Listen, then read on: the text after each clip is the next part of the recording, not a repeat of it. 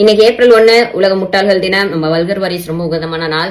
நம்ம ஆதவன் அண்ணன் நேத்தே ஆரம்பிச்சிட்டாரு போல இருக்குது. அண்ணே இது ரொம்ப பழைய ஆர்எஸ்எஸ் டெக்னிக்னு.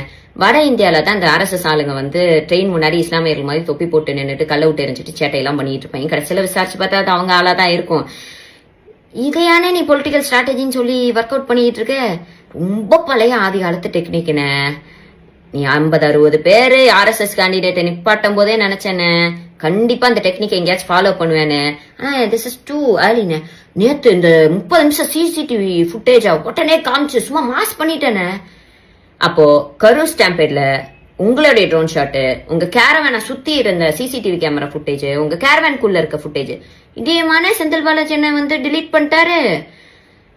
தேர்தல் வந்துட்டு திமுகக்கு நிறைய வேலை இருக்குன்னு, எங்களுக்கு திருவிழா மாதிரி நாங்க செஞ்ச அச்சீவ்மெண்ட்ஸ், அடுத்த வளர்ச்சி திட்டங்கள் இதெல்லாம் வந்து மக்கள்கிட்ட சேர்க்கலான்னு பார்த்தா குறுக்கால மறுக்காலம் இப்படி நடந்துட்டு இருக்கேன்னு. எப்படியும் நான் சொன்னது மாதிரி 50-500 ஆக்கி இந்த சிம்பத்தி ஓட்டு கிரியேட் பண்றதா உன்னோட ஸ்ட்ராட்டஜின்னு தெரிஞ்சு போச்சு. மக்கள் முட்டாள் இல்லைன்னு, மக்கள் ஏமாற மாட்டாங்க. ஓகே.